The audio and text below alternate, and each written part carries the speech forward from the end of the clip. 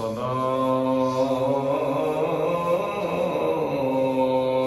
والسلام على من لا نبي بعده وعلى آله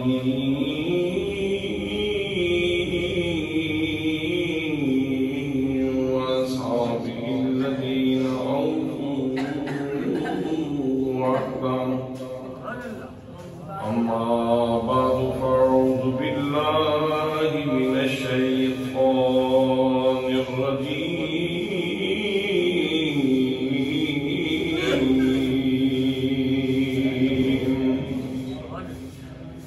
بسم الله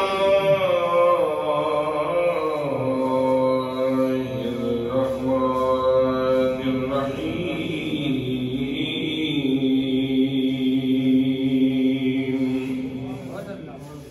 إن الشيطان للإنسان عدو مبين.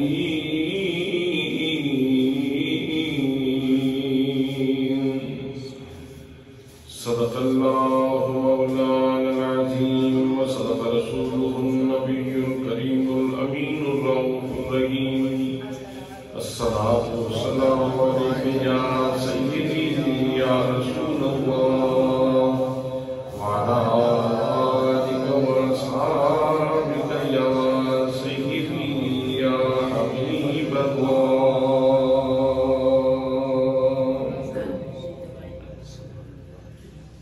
بہت زیادہ عزت و تعظیم و تکریم کے لائق میرے پیارے نبی صلی اللہ علیہ وآلہ وسلم کے پیارے غلاموں، اللہ کے فضل سے ہم اس کے گھر میں حاضر ہیں، اور یہ اللہ کریم کی خاص مہربانی ہے کہ اللہ کریم نے ہمیں اپنے گھر میں حاضر ہونے کا شرف عطا فرمایا. جمعے کا دن ہے اور جمعہ کا دن مسلمانوں کے لیے عید کا دن ہے، اور اس کا تشخص یہی ہے کہ اس دن میں ہمیں اللہ اور اس کے رسول صلی اللہ علیہ وآلہ وسلم کا ذکر کرنے اور سننے کا موقع ملتا ہے. احکام اسلام کے بارے میں آگہی نصیب ہوتی ہے، شعور ملتا ہے، اور ہم اپنے رب کا پیغام پہنچاتے بھی ہیں، سنتے بھی ہیں، اور اس کے اوپر عمل کرنے کی کوشش بھی کرتے ہیں.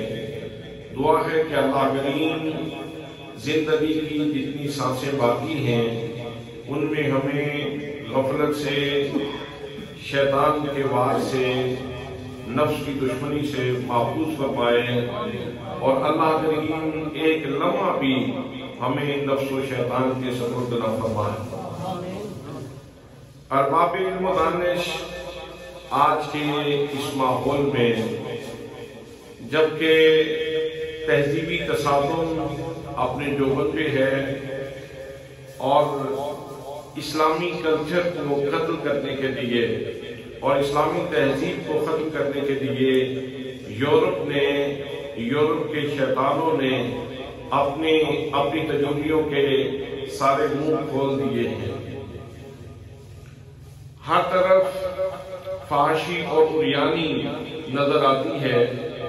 تو اس وقت ایک عجیب قسم کی مایوسی عالمی اسلام کے اوپر چھائی ہوئی تھی. تو فیفا کا ورلڈ کپ جو قطر میں ہو رہا ہے، اس نے ایک دفعہ پھر مسلمانوں میں زندگی کی ایک نئی لہر دوڑا دی، اور ان کے اس خوبصورت اقدام کے اوپر ہم حکومت قطر کو خراج تحسین پیش کرتے ہیں. حضرات، یہی ورلڈ کپ تھا 2006 میں جو جرمنی میں ہوا تھا. تو اس وقت پوری دنیا سے آئے ہوئے لوگوں کے لیے انہوں نے جو زیادتی کی اور جس طرح انہوں نے اللہ کے احکام کو پامال کیا، انہوں نے پوری دنیا سے 40,000 عورتیں سمگل کی اور وہاں آئے ہوئے لوگوں کی تعیش کے لیے ان کو پیش کیا۔ قبہ خانے مقرر کیے گئے اور وہاں جنسی برابری کا وہ مظاہرہ کیا گیا کہ جس کا ذکر کر کے بھی انسان شرم محسوس کرتا ہے۔ صرف وہ شہر جس کے اندر وہ ورلڈ کپ ہو رہا تھا اس کے اندر 120 مقامات ایسے تھے کہ جہاں شیشوں کے مکانات بنائے گئے اور ان میں عورتوں کو نمائش کے لیے بٹھا دیا گیا، اور پھر مختلف ممالک کے جھنڈے بھی وہاں آویزاں کر دیے گئے۔ تو 2 جھنڈے جن کے اوپر کلمہ لکھا تھا وہ سعودی عربیہ کا ایک جھنڈا تھا اور ایک ایران کا، ان کے اوپر جو ہے وہ تاریخی ڈال دی گئی، ان کو جو ہے وہ وہاں روشنیاں ختم کر دی گئی اور باقی سارے جتنے جھنڈے تھے ان کے اوپر روشنیاں موجود تھیں، اور تاثر یہ دیا گیا کہ ہم نے کلمے کو سرنگوں کر دیا ہے۔ اور پھر ایک پوسٹر ایسا آویزاں کیا جس کے اوپر ایک حجاب والی خاتون تھی، اور اس سے وہ اسلامی تہذیب اور تمدن کا ایک نقشہ لوگوں کے سامنے رکھنا چاہتے تھے، لیکن پھر کچھ غیور لوگوں نے اس جگہ کے اوپر حملہ کیا تو وہ بینر اتار دیا گیا۔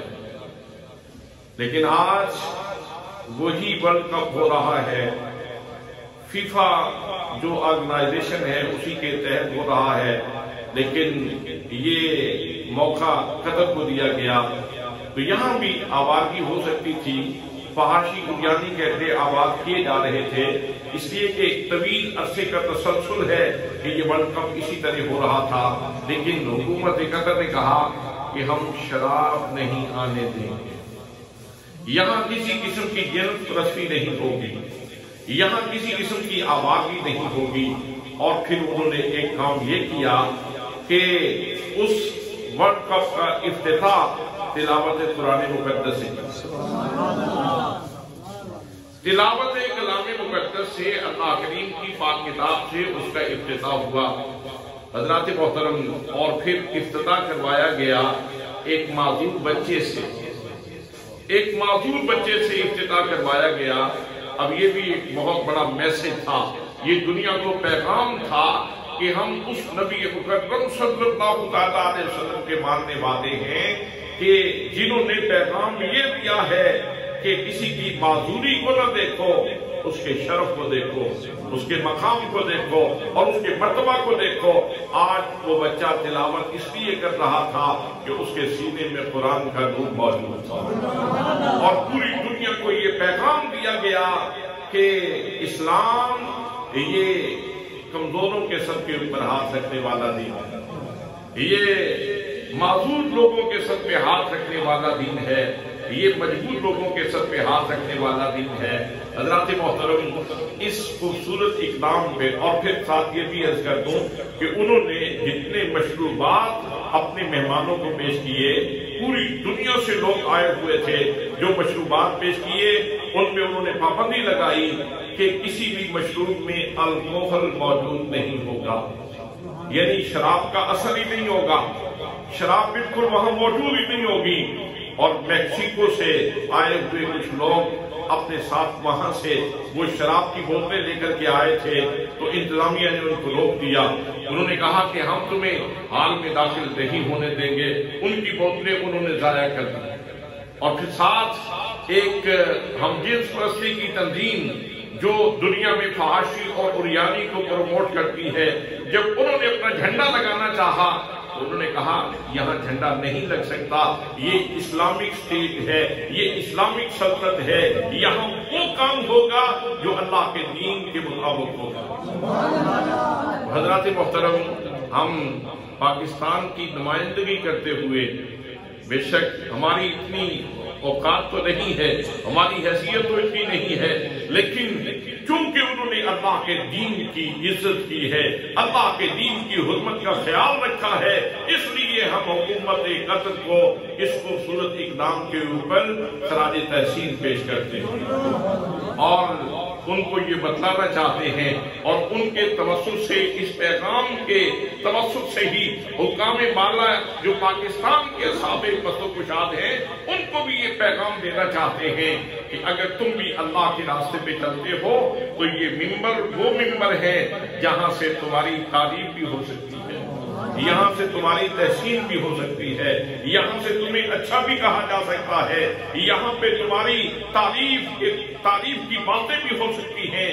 حضرات محترم، آج پوری مسلم امہ انتہائی خوش ہے، انتہائی مسرور ہے کہ قطر نے اپنے تہذیبی کلچر کا جو ہے وہ اس کی حفاظت کا اہتمام کیا ہے اور دین کے شعار کی حفاظت کی۔ انسان اس جہان رنگ و بو میں ایک مکلف کے طور پہ اتارا گیا۔ اللہ کریم نے قرآن مقدس میں بڑے باشکاف لفظوں میں ارشاد فرمایا خلق الموت والحیات لیبلوکم ایکم احسن عملا، فرمایا لوگو اللہ کریم نے زندگی پیدا فرمائی، موت پیدا فرمائی اس لیے کہ اللہ کریم تمہیں آزمانا چاہتا ہے تم میں سے اچھا عمل لے کے کون میری بارگاہ میں آتا ہے۔ وہ ایک انسان یہاں حسن عمل کے لیے آیا ہے، حسن عمل کے لیے آیا ہے، اور حسن عمل کے لیے ضروری ہے کہ وہ مرکز حسن کے قریب ہو جائیں، وہ مصدر حسن کے قریب ہو جائیں، وہ خزانہ حسن کے قریب ہو جائیں۔ اور خزانہ حسن کیا ہے؟ اللہ کریم نے قرآن مقدس میں ارشاد فرمایا لقد کان لکم فی رسول اللہ اسوۃ حسنہ، فرمایا اے پوری انسانیت سن لو، تمہارے نزدیک تم سب کے لیے اللہ کریم نے رسول اللہ صلی اللہ علیہ وسلم کی زندگی کو حسن کا خزانہ بنا لیا ہے، حسن کا خزانہ بنا دیا ہے۔ تم جتنے نبی کریم صلی اللہ علیہ وسلم کے قریب ہو جاؤ گے اتنے حسین ہو جاؤ گے۔ آج قطر کے لیے جو تعریفی کلمات ہماری زبان سے جاری ہیں وہ اسی وجہ سے جاری ہیں کہ وہ ایک قدم شیطان سے پیچھے ہوئے ہیں اور کئی قدم رسول اللہ صلی اللہ علیہ وسلم کی شریعت کے قریب ہوئے ہیں۔ اس وجہ سے ہم ممبر کے اوپر بیٹھ کے آج ان کی تعریف کر رہے ہیں۔ انسان جہان ابتلا میں ہے، نفس بھی اس کا دشمن ہے، شیطان بھی اس کا دشمن ہے۔ پروردگار عالم نے قرآن مقدس میں ارشاد فرمایا ان الشیطان للانسان عدو مبین،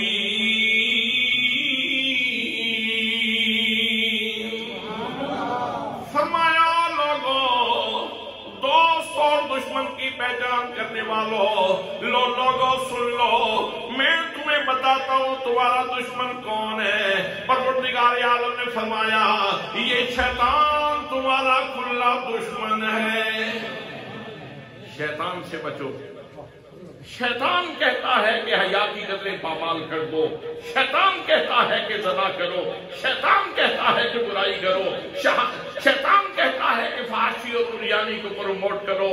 تو اللہ کریم ارشاد فرماتا ہے کہ شیطان کیونکہ تمہارا کلم کلا دشمن ہے اس لیے اس کی ڈائریکشن میں نہ چلو، بلکہ پیغمبر اعظم رسول اکرم صلی اللہ علیہ وسلم نے جو پیغام دیا ہے اس کے اوپر توجہ کرو۔ حضرات محترم، نبی مکرم صلی اللہ علیہ وسلم نے پیغام دیا، فرمایا لوگوں سن لو تمہارے اسلام کی زینت کیا ہے، تمہارے اسلام کی رونق کیا ہے۔ فرمایا الحیاء من الایمان، فرمایا حیا اختیار کرو حیا ایمان کی علامت ہے، حیا ایمان کی علامت ہے۔ مومن ہوگا تو حیادار ہوگا، مومن ہوگا تو فحاشی اور ریانی کو ناپسند کرنے والا ہوگا، فحاشی اور ریانی سے نفرت کرنے والا ہوگا، اپنے رب کی طرف جانے والا ہوگا، اپنے رب کی رضا ڈھونڈنے والا ہوگا، اللہ کریم کی خوشنودی کا طالب ہوگا۔ حضرات محترم آئیے دیکھیے نبی مکرم صلی اللہ علیہ وسلم نے جس کے اوپر بھی اسلام کا رنگ چڑھایا ہے، صدق اللہ کا رنگ چڑھایا ہے، اس کو اللہ کریم نے حیا کی دولت سے مالا مال کیا ہے۔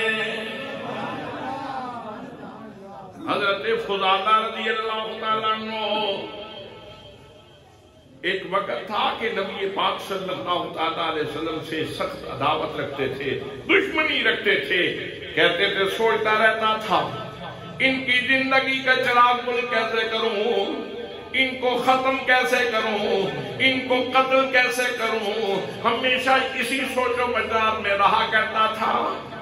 ایک دن دیکھا نبی مکرم صلی اللہ تعالیٰ علیہ وسلم حرم کعبہ کی طرف جا رہے تھے، میں دوڑا، میں نے کہا جب بھی ان کو دیکھتے ہیں صدیق ان کے ساتھ ساتھ ہوتے ہیں، اکیلے نہیں ملتے، آج اتفاق ہوا ہے اکیلے مل گئے ہیں، آج ان کے اوپر حملہ آسان ہے۔ میں جلدی جلدی گھر گیا، گھر جا کے میں نے خنجر لیا، خنجر اپنے کپڑے میں اپنی شلوار میں چھپا لیا یا اپنی چادر میں چھپا لیا اور سیدھا حرم کی طرف آیا۔ نبی مکرم صلی اللہ علیہ وسلم طواف فرما رہے تھے، میرے آقا کریم صلی اللہ علیہ وسلم نے مڑ کے پیچھے دیکھا، فرمایا فضالہ کیسے آئے ہو؟ تو دل میں چونکہ نفرت تھی، کہا جیسے آپ آئے ہیں ایسے میں بھی آیا ہوں۔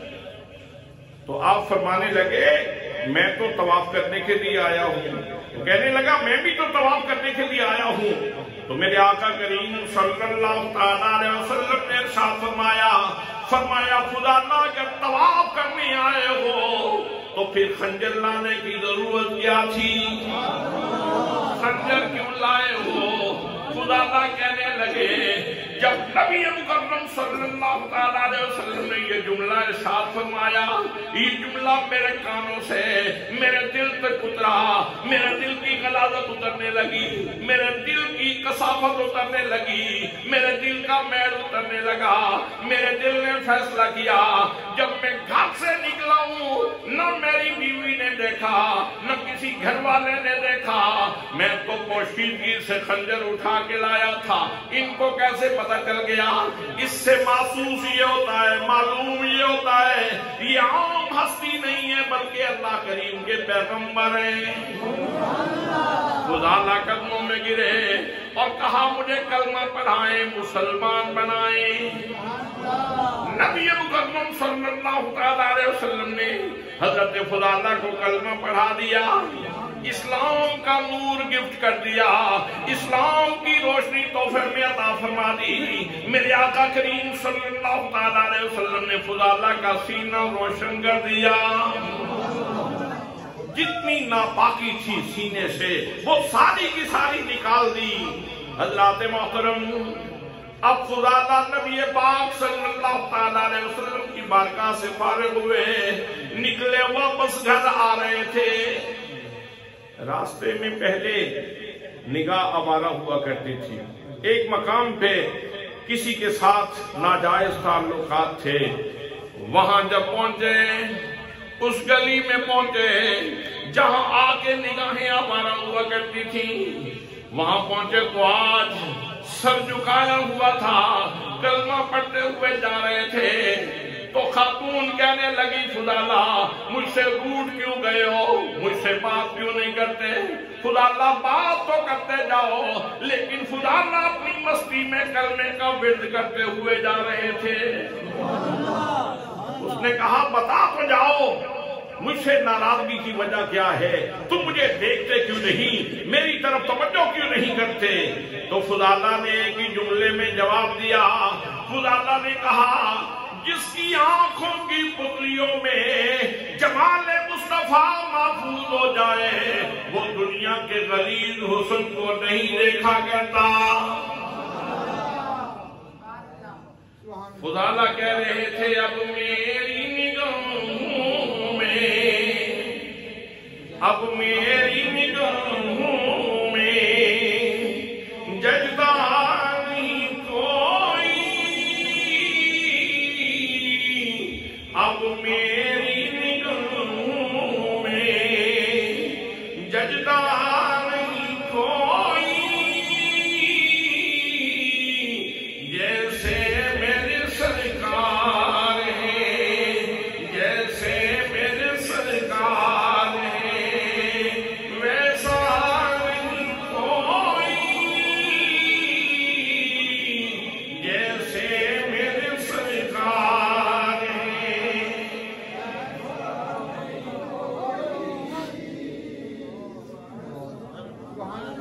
हज़रात हयूला तो वही था, जिस्म तो वही था खुदा का, कोई निगाहें आंखें निकाल के नई आंखें तो नहीं डाली गई, वो शायद चश्म वही था, उसके अंदर फिरने वाला डेला भी वही था,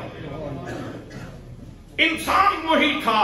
लेकिन नबी करीम सल्लल्लाहु अलैहि वसल्लम की बारगाह में जब हाजिर हुए और जब इस्लाम का नूर नसीब हुआ तो मेरे आका करीम सल्लल्लाहु अलैहि वसल्लम ने इस्लाम का रंग चढ़ाया, हया का नूर अता फरमा दिया, आंखों के ऊपर हया के पर्दे डाल दिए। हजरात ये है इस्लाम का तशख्खुस, ये है इस्लाम की पहचान। अगर इंसान कलमा भी पढ़े और निगाहें फिर भी आवारा ही नहीं तो फिर कलमा पढ़ने का क्या फायदा। इकबाल कलंदर लाहौरी कहते हैं जुबान से कह भी दिया ला इलाहा तो क्या हासिल, जुबान से कह भी दिया ला इलाहा तो क्या हासिल, दिलो निगाह मुसलमान नहीं तो कुछ भी नहीं।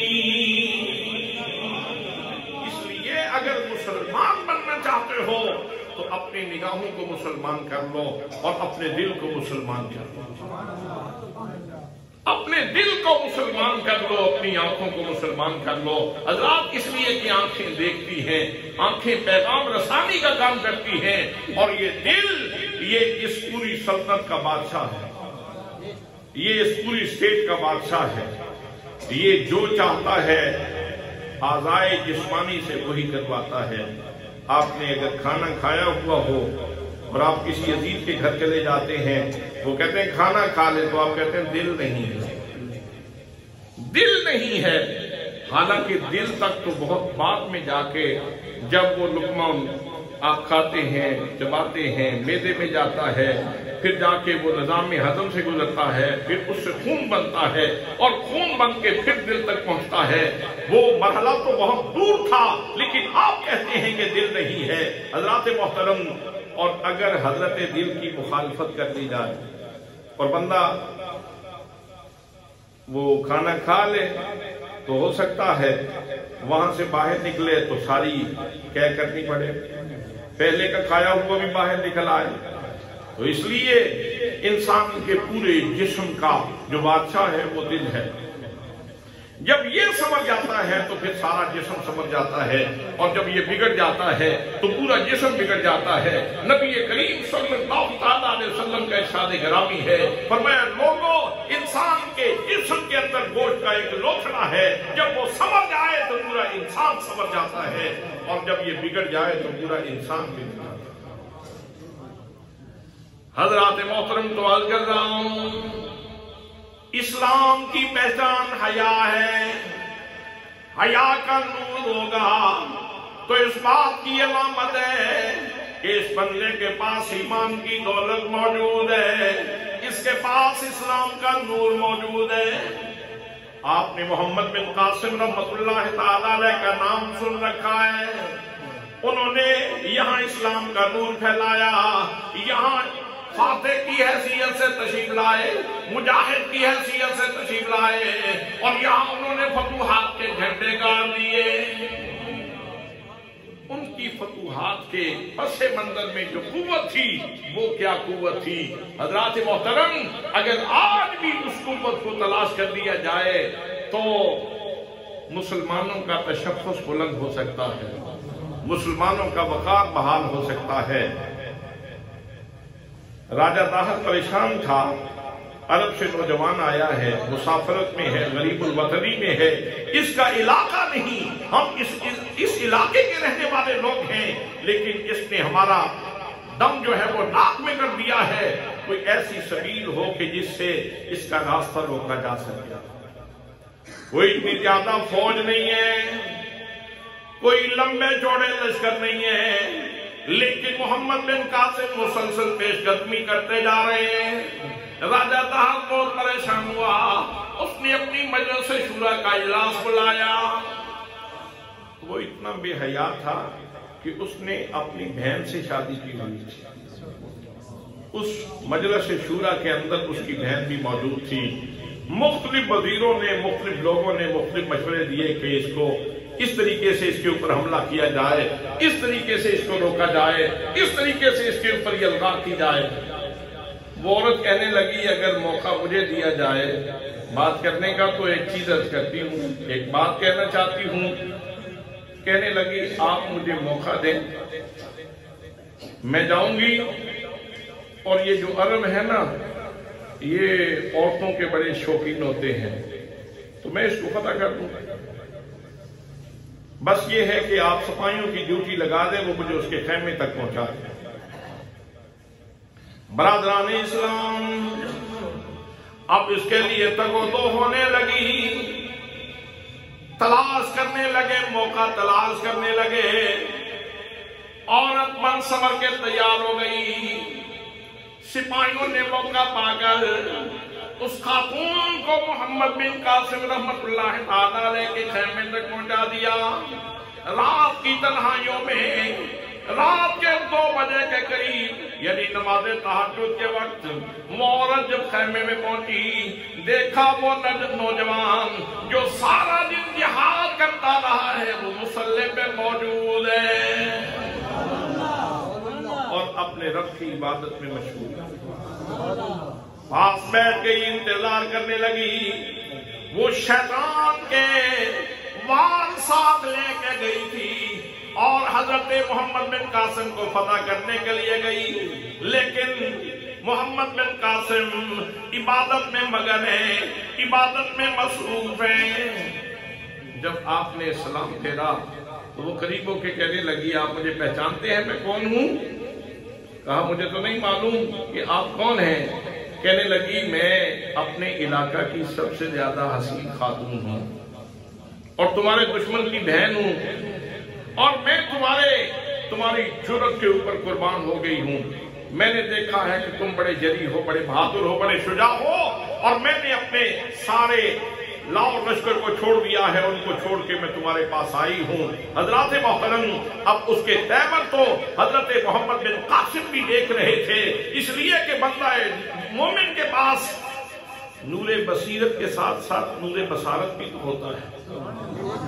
نور بصارت سے اس کی آنکھ نہیں دیکھتی، اس کا دل بھی تو دیکھتا ہے، اس کے پاس نور بصیرت بھی ہوتا ہے۔ آپ نے اندازہ کر لیا، کہنے لگی تجھے معلوم ہے میں سب سے حسین خاتون ہوں اور میں تمہارے اوپر قربان ہونے کے لیے آئی ہوں۔ حضرت محمد بن قاسم رحمت اللہ تعالیٰ علیہ نے فرمایا میری شریعت اجازت نہیں دیتی کہ میں تمہیں یہاں ذبح کروں، اس لیے کہ لوگ کیا کہیں گے، میں تمہیں موقع دیتا ہوں واپس چلی جاؤ۔ وہ کہنے لگی مجھے دیکھتے کیوں نہیں؟ تو حضرت محمد بن قاسم رحمت اللہ تعالیٰ علیہ نے جواب دیا، فرمایا خاتون سن لے، ہماری آنکھوں کی پتلیوں میں جمال مصطفیٰ کے نظارے اترے ہوئے ہیں، ہم دنیا کے غریب حسن کو نہیں دیکھا کرتے۔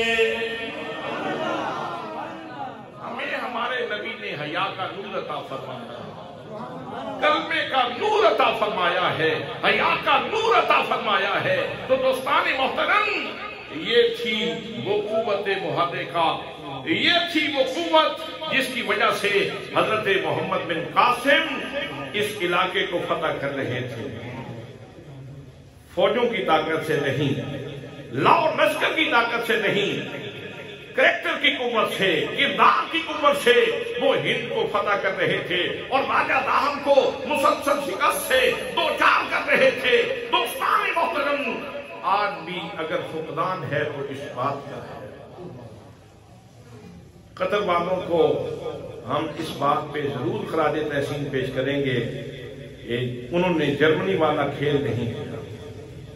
جس طرح انہوں نے تحفہ خانے آباد کیے اور لڑکیاں سمگل کی اور لوگوں کی تعیش کے لیے پیش کی، انہوں نے کہا ہمارے ہاں ایسا کوئی کام نہیں ہوگا، ہم یہاں کسی ایسے بندے کو داخلہ نہیں دیں گے۔ شراب کے اوپر پابندی ہے اور ورلڈ کپ شروع ہو رہا ہے اور قرآن مقدس کی تلاوت سے شروع ہو رہا ہے۔ سبحان اللہ۔ کوئی اچھا کام کرے تو اس کی تحسین کرنی چاہیے کہ نہیں؟ اس کو شاباش تو دینی چاہیے نا۔ کلمے کی بنیاد پہ ہم ان کے بھائی ہیں، کلمے کی بنیاد پہ ہم ان کے بھائی ہیں، ہمارا ان کے ساتھ رشتہ ہے۔ جب کسی بھائی سے کوئی اچھا کام ہوتا ہے تو دوسرے بھائی کو یقیناً خوشی ہوتی ہے۔ میں اکثر عرض کرتا رہتا ہوں، ایک ہے خونی برادری، خون کی بنیاد پہ رشتے جو مارد وجود میں آتے ہیں۔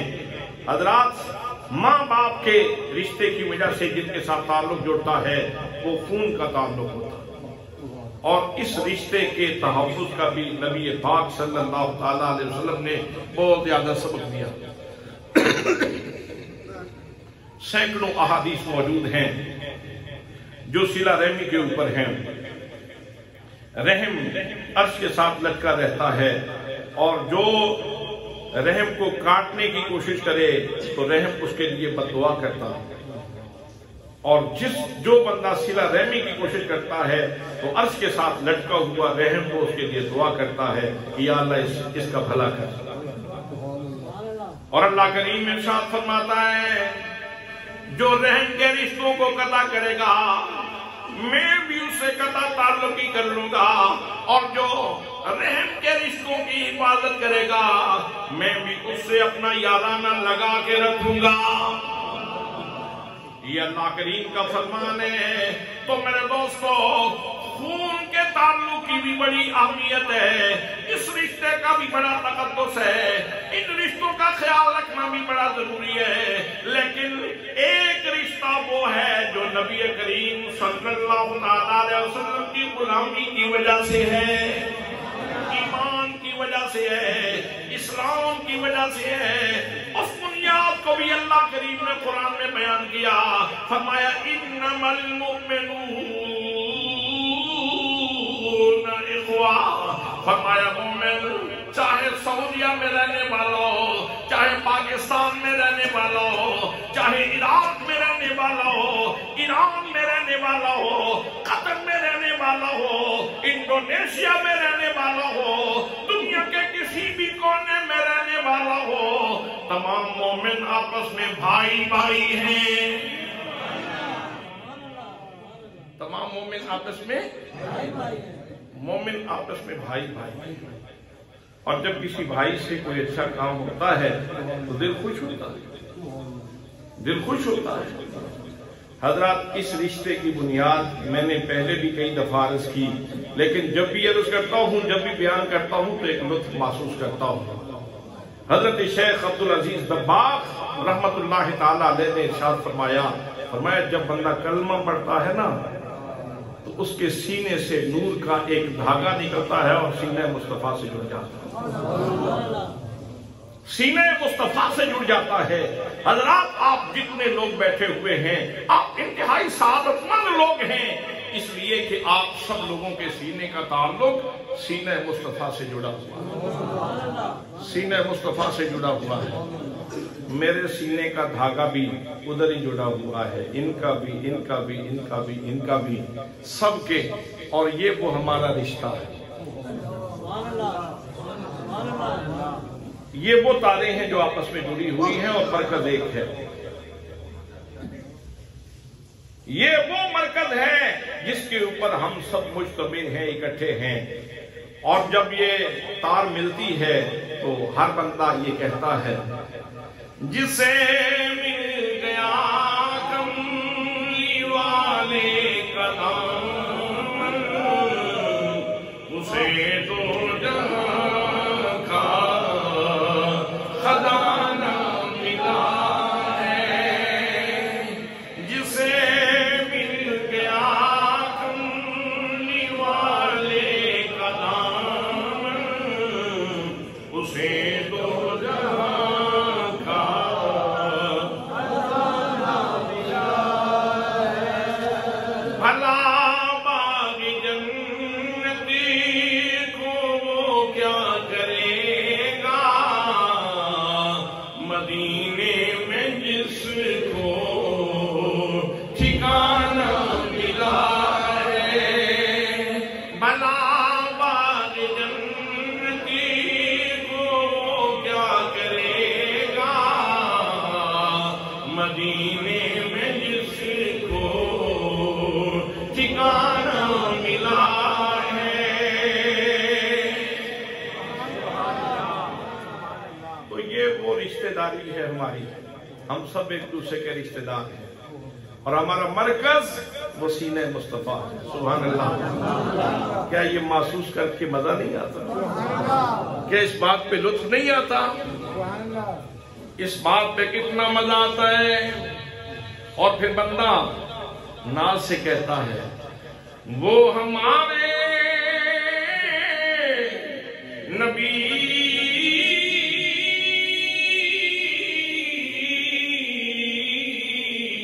ہم ان کے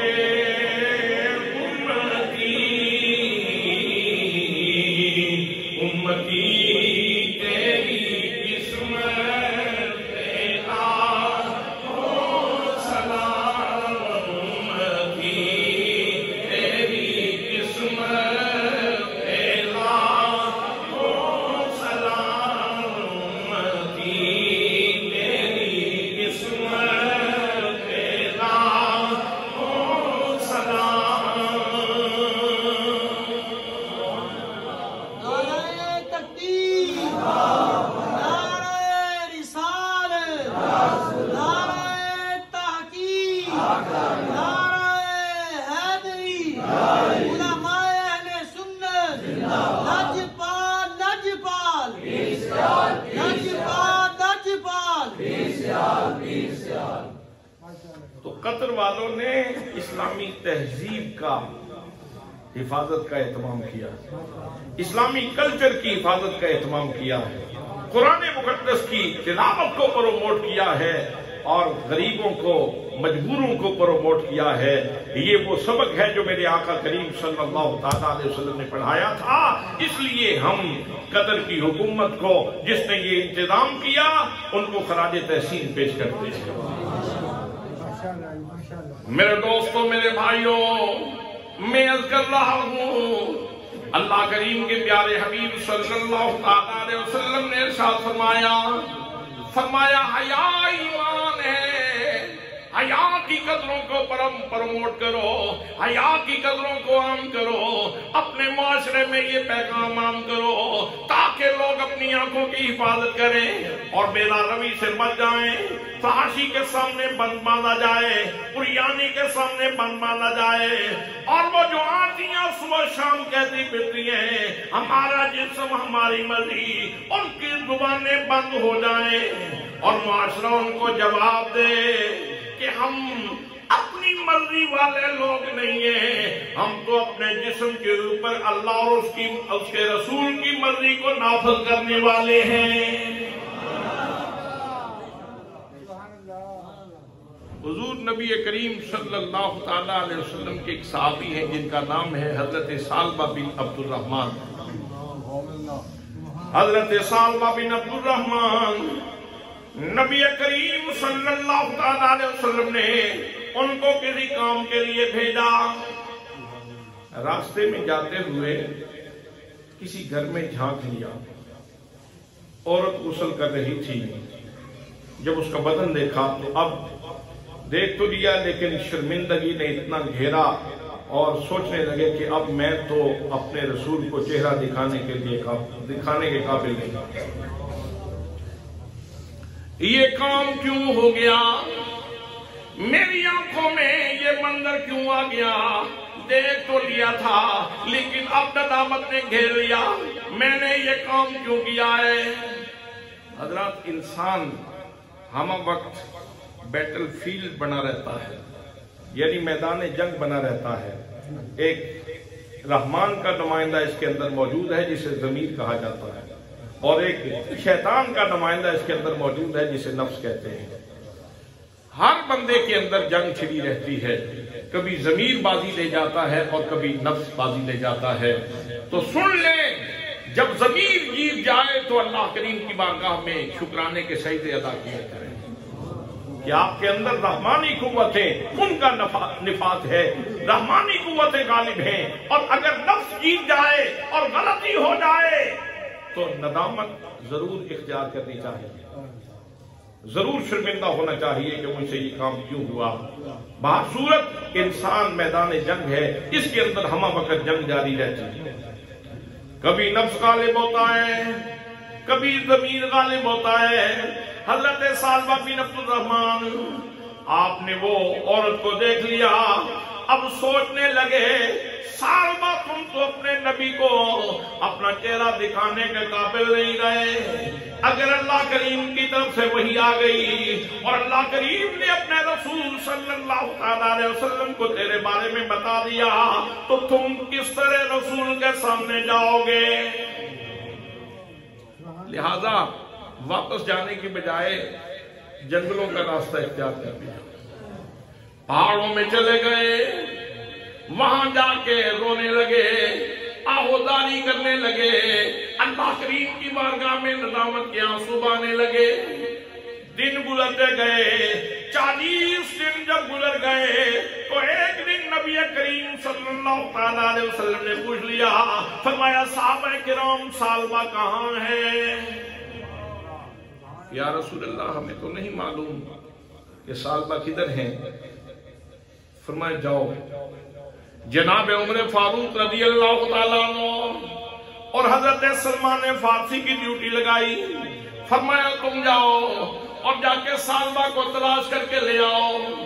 بلکہ اس سے پہلے جناب جبریل امین نبی کریم صلی اللہ علیہ وسلم کی خدمت میں حاضر ہوئے اور آ کے عرض کی، یا رسول اللہ آپ کا غلام سالبہ فلاں جنگل میں پہاڑوں میں عبادت کر رہا ہے، رو رہا ہے، ندامت کے آنسو بہا رہا ہے، یا رسول اللہ اس کی حالت غائب ہو رہی ہے، میرے آقا اس کو اپنی بارگاہ میں یاد فرمائیں۔ صحابہ کرام سے آپ نے پوچھا، پھر حضرت عمر کو بھیجا، حضرت سلمان فارسی کو ساتھ بھیجا، فرمایا جاؤ فلاں پہاڑ کی طرف اور سالبہ کو تلاش کر کے لے آؤ۔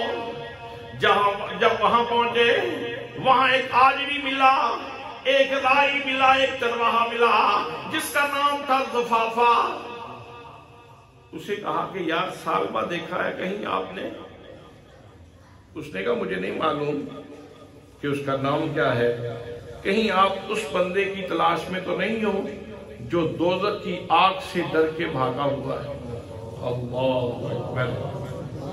اس کا مطلب یہ ہے کہ کچھ مشاہدہ تو اس نے بھی کیا ہوا تھا۔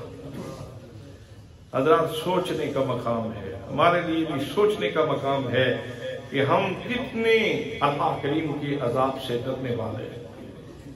دوزخ کی آگ کے بارے میں اللہ کے رسول صلی اللہ علیہ وسلم نے ارشاد فرمایا کہ یہ طویل عرصہ اس کو جلایا گیا، 40 سال جلایا گیا تو یہ سفید ہوئی، پھر 40 سال جلایا گیا تو یہ سرخ ہوئی، اور پھر 40 سال جلایا گیا تو یہ آگ جو ہے سیاہ ہو گئی۔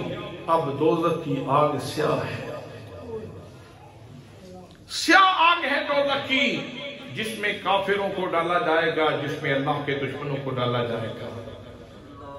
زفافہ کہنے لگا تم اس بندے کی تلاش میں ہو جو دولت سے ڈرا ہوا ہے، کہا ایسے ہی ہے، ہم ایسے ہی بندے کی تلاش میں ہیں، یقیناً تم ٹھیک کہہ رہے ہو، تو بتلاؤ وہ کہاں ہے؟ کہنے لگا وہ رات کے پچھلے پہر ایک دفعہ اس چوٹی کے اوپر طلوع ہوتا ہے، چوٹی کے اوپر آتا ہے، اس نے اپنے ماتھے کے اوپر ہاتھ رکھا ہوا ہوتا ہے اور اپنے رب سے کہتا ہے یا اللہ میرے گناہ کو معاف فرما دے، یا اللہ میری غلطی کو معاف فرما دے، آؤ میں تمہیں لیے چلتا ہوں، ویسے بھی رات کا وقت قریب ہے تو اس سے ملاقات کروا دوں گا۔ جب وقت ہوا تو سالبہ بن عبد الرحمن وہاں سے نکلے اور چوٹی پہ جب طلوع ہوئے تو یہ بات انہوں نے اسی طرح بیٹھے آنکھوں کے ساتھ کی تو حضرت عمر رضی اللہ تعالیٰ عنہ نے آگے بڑھ کے پکڑ لیا، پکڑ کے کہنے لگے، بلکہ فوراً سالبہ نے پوچھا کیا میرے جرم کا میرے نبی کو پتہ تو نہیں چلتا؟ کیا میرے نبی کو میرے جرم کا پتہ تو نہیں چل گیا؟ تو میں کیسے ان کے سامنے جاؤں گا؟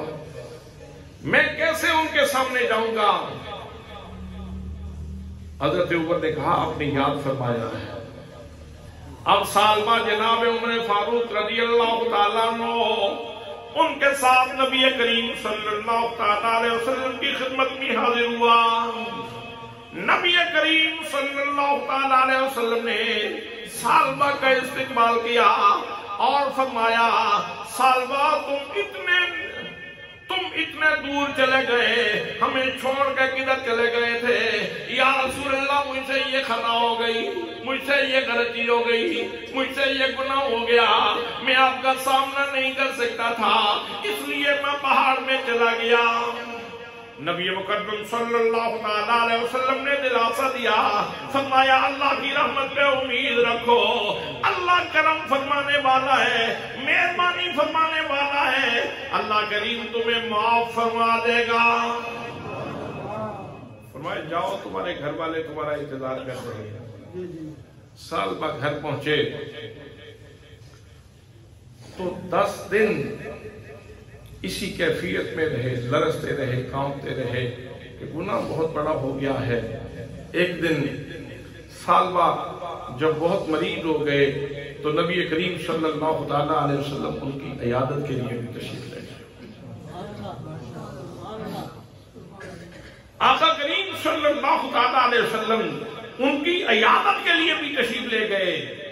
نبی مکرم صلی اللہ تعالیٰ علیہ وسلم نے عیادت فرمائی، دعائیں دی، اللہ تجھ سے راضی ہو جائے، اللہ کریم تیرے اوپر کرم فرمائے۔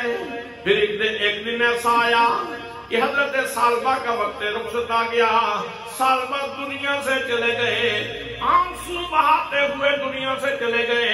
نبی مکرم صلی اللہ علیہ وسلم نے ان کی تجہیز و تکفین فرمائی، ان کا جنازہ پڑھایا، اور میرے آقا کریم صلی اللہ علیہ وسلم نے ارشاد فرمایا صحابہ کرام میرا رب ارشاد فرماتا ہے کہ سالبہ نے جو گناہ کر لیا تھا، اگر یہ ایسا گناہ بھی کر لیتا، ایسا گناہ بھی کر لیتا جس سے پوری زمین گناہ سے آلودہ ہو جاتی، لیکن جس انداز میں اس نے توبہ کی ہے، جس انداز میں اس نے اللہ رسول سے حیا کیا ہے، اگر ایسا گناہ بھی کرتا جس سے ساری زمین آلودہ ہو جاتی، لیکن جب میری طرف آتا تو میں اتنا زیادہ زمین کو رحمتوں سے بھر کے اس کا استقبال کرتا۔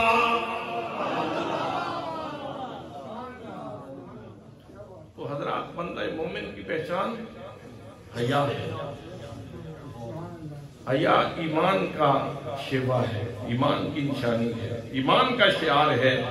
آج حیا کے تقاضے پامال کیے جا رہے تھے تو اس ماحول میں جب پوری دنیا میں شیطان ننگا ناچ رہا تھا تو قطر نے ایک بہت بڑا کام کیا ہے، انہوں نے شراب کے اوپر پابندی لگائی۔ میں نے پہلے جیسے عرض کیا کہ 2006 میں یہی ورلڈ کپ ہوا تھا جرمنی میں، اور پوری دنیا سے 40,000 عورتیں سمگل کی گئیں اور تعجش کے لیے لوگوں کے لیے پیش کی گئی۔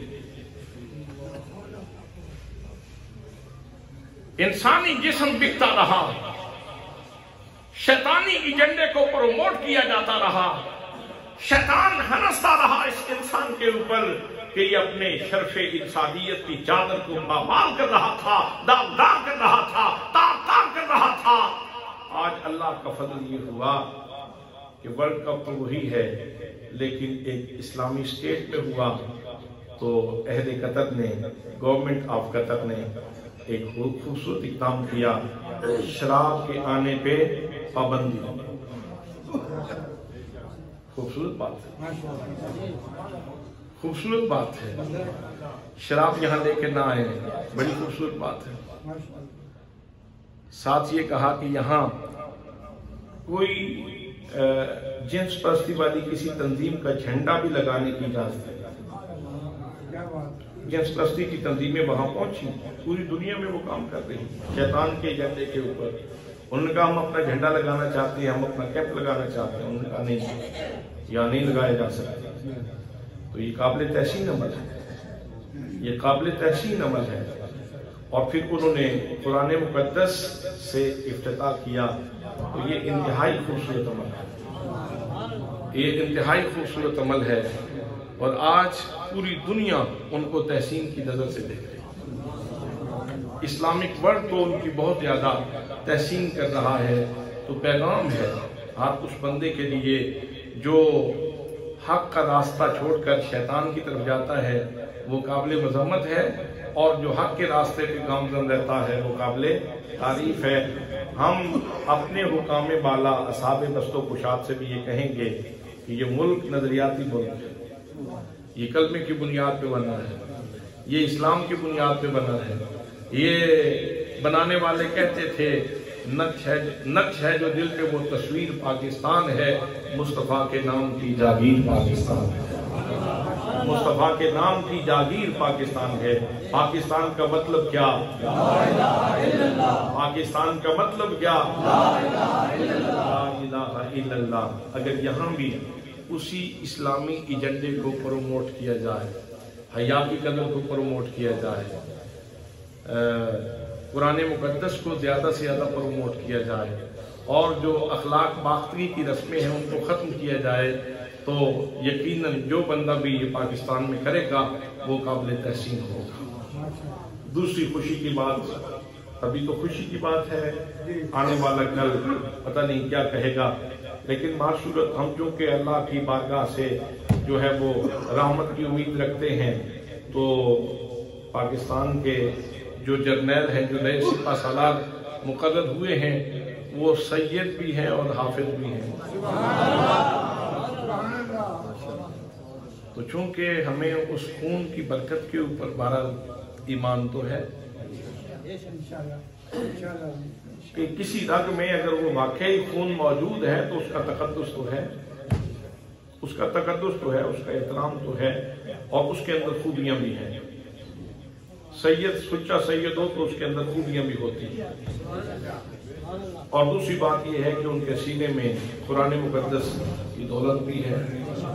ये जितने फूल शूल हैं दाएं बाएं लगे हुए, ये तो बात की बात है, हम तो उस नूर को सलाम कर रहे हैं जो उनके सीने के अंदर मौजूद है। इस बात पे भी हम अल्लाह की बारगाह से तवक्को रखते हैं कि शायद पाकिस्तान की तारीख में कोई नई करवट आने वाली है, कोई तब्दीली आने वाली है, कोई बेहतर वक्त आने वाला है।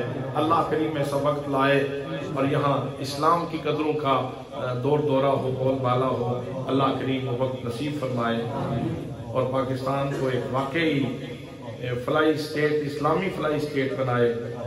अल्लाह करीम मुल्क पाकिस्तान को तरक्की नसीब फरमाए और इसको हर किस्म की अंदरूनी और बैरूनी साजिशों से महफूज फरमाए।